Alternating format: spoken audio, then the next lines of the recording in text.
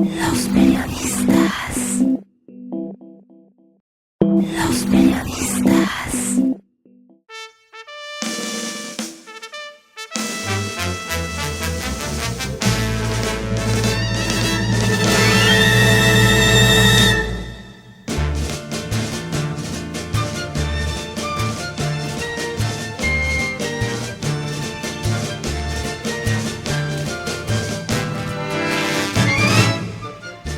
¿Cuántas historias se cuentan entre las personas mayores sobre la forma de cocinar el bacalao?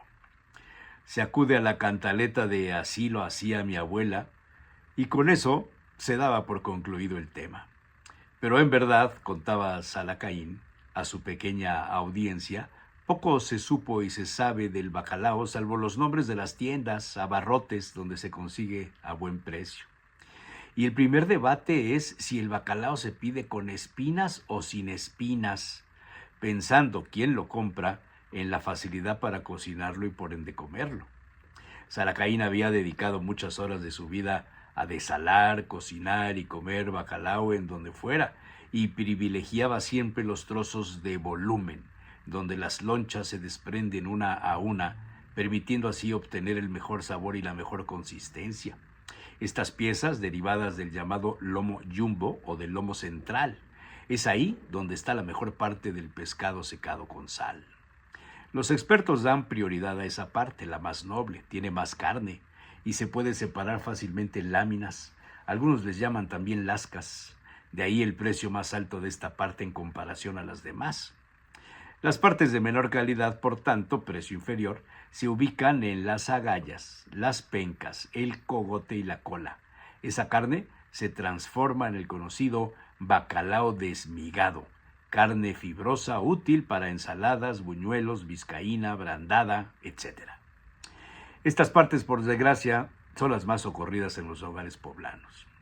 Curiosamente, en todos los casos el bacalao se consigue sin cabeza, pues esta es la parte más propensa a descomponerse y, por tanto, la primera en retirarse por el pescador.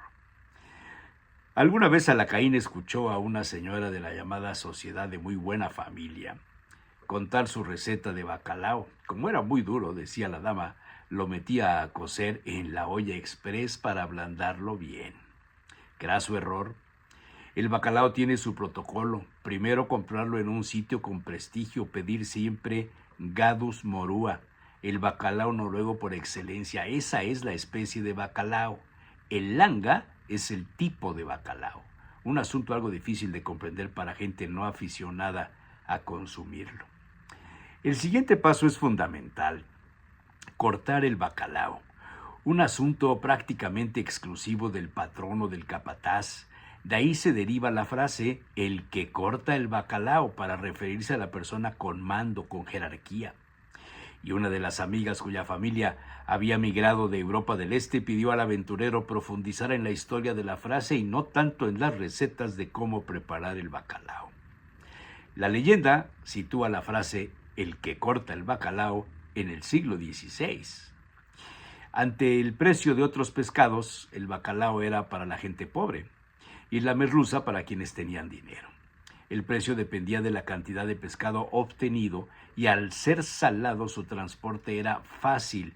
Se podía almacenar, el fresco no. Esa costumbre se asentó en el País Vasco y en Cataluña. Y con la aparición de la Nueva España, los bancos de bacalao localizados en Terranova y El Labrador siguieron el proceso de salazón de Noruega y empezó a ser consumido en los asentamientos españoles de Mesoamérica, es decir, del Nuevo Mundo. Al ser barato, fácil de transportar y de muy poca merma, el bacalao se convirtió en el alimento de los esclavos en alta mar y en tierra para quienes trabajaban en las colonias españolas. Al terminar las jornadas laborales, los trabajadores se formaban en fila para recibir su comida y ahí aparece el tema. El bacalao lo cortaba el patrón o el capataz y le daba las mejores partes a los jornaleros preferidos y las peores a quienes desobedecían o simplemente no eran bien vistos por el que corta el bacalao. La frase trascendió la historia y al convertirse el bacalao en un alimento solo para los ricos, se aplicó al padre, al jefe de familia, a la figura principal en la mesa y quien tenía la facultad de cortar el bacalao para distribuirlo en la familia, cortar el pan y bendecir la mesa. Y siempre sin cabeza. Y entonces el aventurero Sanajaín recordó el poema Los viajes de Juan Eugenio Hartzenbusch y dice así: un pescador vecino de Bilbao cogió, yo no sé dónde, un bacalao. ¿Qué vas a hacer conmigo?, el pez le preguntó con voz llorosa. Él respondió: te llevaré a mi esposa. Ella, con pulcritud y ligereza, te cortará del cuerpo la cabeza. Negociaré después con un amigo y si me da por ti maravedices, irás con él a recorrer países. Sin cabeza, ay de mí, gritó el pescado. Y replicó el discreto vascongado: ¿por esa pequeñez te desazonas? Pues hoy viajan así muchas personas. ¿Y las recetas?, preguntó otra amiga. Las recetas, esa es otra historia.